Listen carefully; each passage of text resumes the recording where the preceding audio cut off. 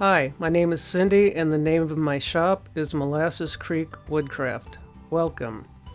Today we're going to look at building a cannon from a kit.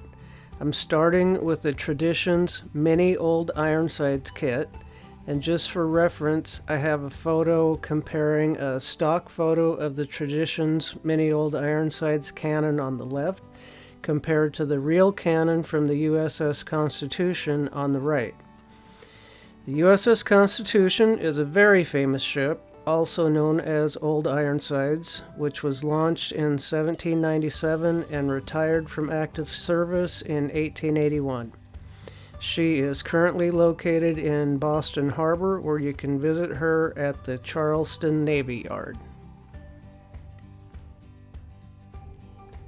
This is the way the kit is received. You get it in this kind of generic box that Traditions uses for all of their cannons. You have instructions, you have all of the hardware and the cannon barrel, and then you have all of the wooden pieces, which are made from poplar. And there's nothing wrong with poplar. You can use these poplar pieces and make yourself a very nice cannon, but I'm a woodworker and I just thought it would be really nice to make it out of walnut instead of poplar.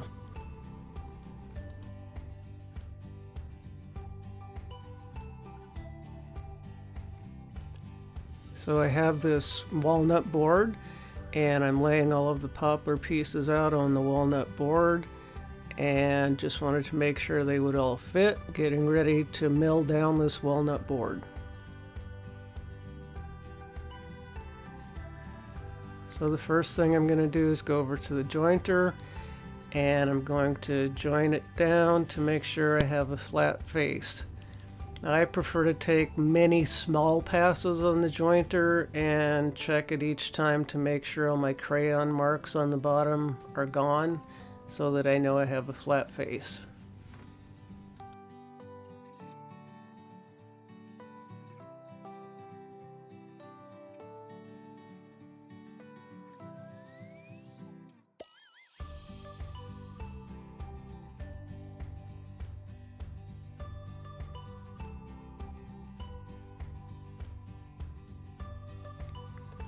And then when I know the face of that board is perfectly flat, I can turn it and joint the edge so that I know that I have a nice flat edge that is 90 degrees perpendicular to the face.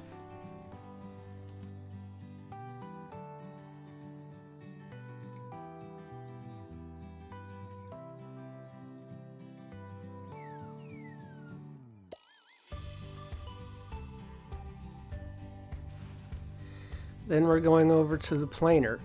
Planing ensures that both sides of the board are flat and are a uniform thickness. I have several thicknesses in the kit that I need to plane down to. The first are 3/4 of an inch thick, so that's where I'm going to stop on the first planing step here.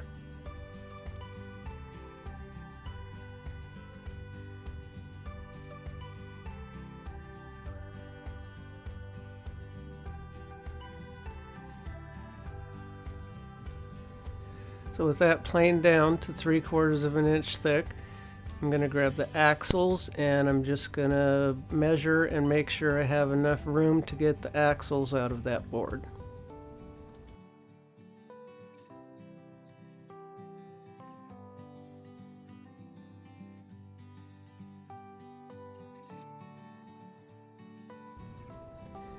Then I'm just going to go over to the table saw and I'm going to cut off what I'm going to need for the axles.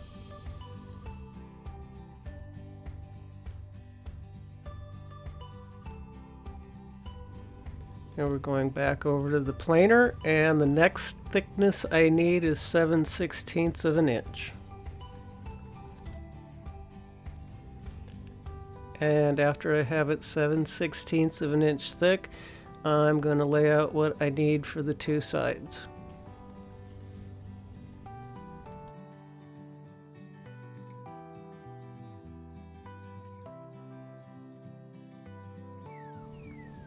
And then back over to the table saw to cut off what I need for the sides.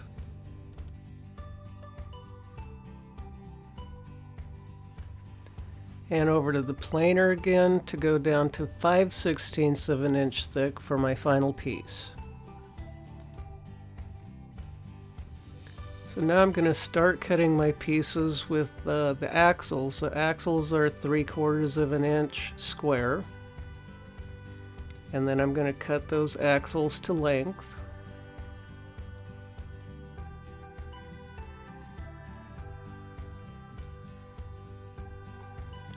Then I'm going to cut what the kit calls the elevating cross brace.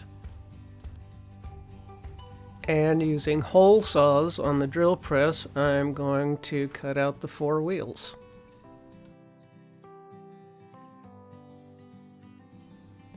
Since the 2 sides are identical, I'm just going to use some double-sided tape and stick those 2 pieces together.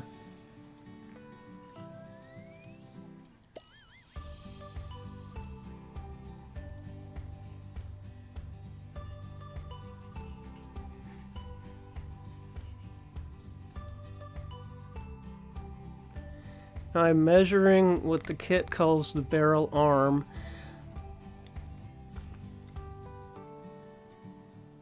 And this is where the barrel arm is going to sit.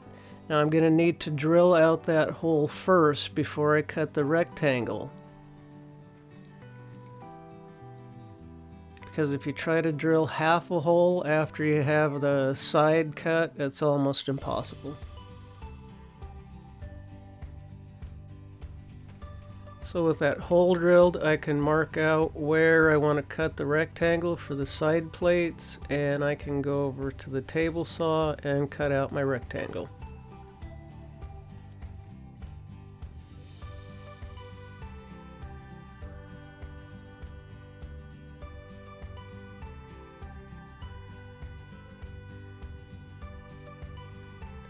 The side plates have some kind of intricate cuts on them, so I can go over to the bandsaw and cut out some of those angles. And for the half moon shape, I'll just cut close to the line, but not all the way up to the line. I need to cut some dados into the side plates for the axles. So I'm just going to use the actual axles to set the height of the blade. And I'm going to nibble away till I get a perfect fit for the axles. I'm also going to cut a dado for the axles into some plywood, and I'll show you later why I'm using that.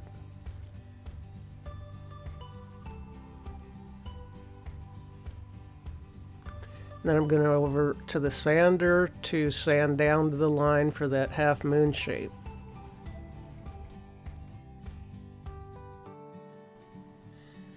Now, there are 3 pieces, the elevating cross brace and the front axle and rear axle, that needed dowels cut for them. I just used the dowels that I happened to have on hand, which was a 1/4 inch and a 1/2 inch and a 3/4 inch dowel. So I'm taking each of the pieces that need a dowel, and I'm using my center finder, and I'm going to mark carefully to find the center of each piece.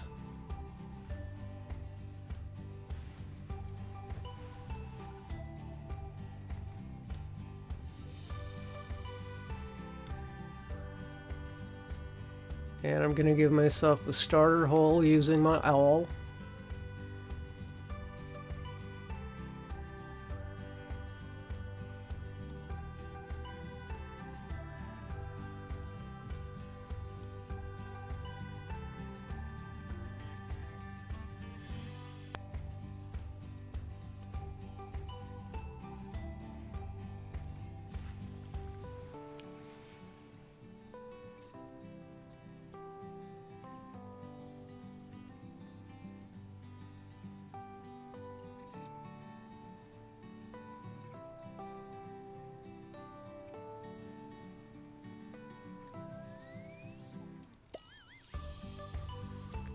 And going over to the drill press, you'll see why I used that plywood to make a dado.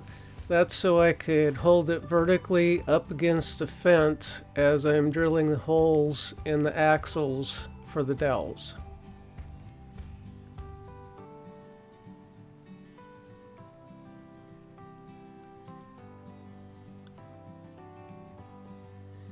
And with those smaller 3/4 inch pieces, those are going to be what I'm going to call hubcaps. And I'm just using a Forstner bit to drill about halfway through each of those.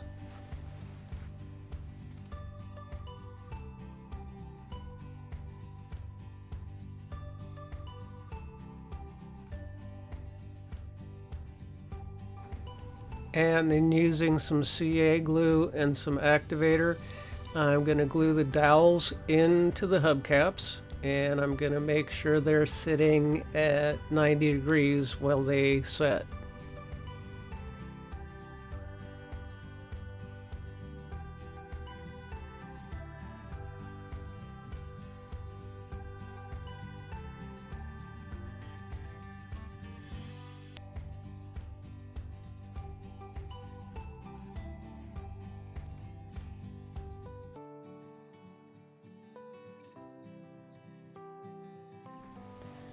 So here's a look at all of the finished pieces, minus the holes. I still need at this point to drill all the holes in the walnut that correspond to the holes that are in the poplar pieces. But I decided not to record that because how many video clips of me drilling at the drill press do you need to see? So after I get all the holes drilled, then it's just time to do a dry fit. Pieces are not finished yet. They still need a lot of sanding and shaping, but it's a good time still to do a dry fit to see how everything fits together.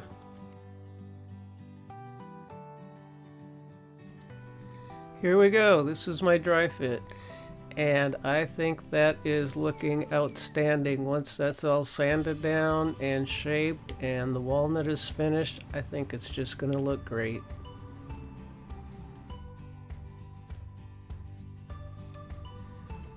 With the dry fit completed, I'm going to end part 1 of my Traditions Mini Old Ironsides kit build. I will come back with part 2, which will include finishing the walnut pieces and taking care of all the hardware and the barrel, because I can't leave those as they come in the kit. I hope you've enjoyed part 1. Please come back for part 2, and as always, thank you for watching.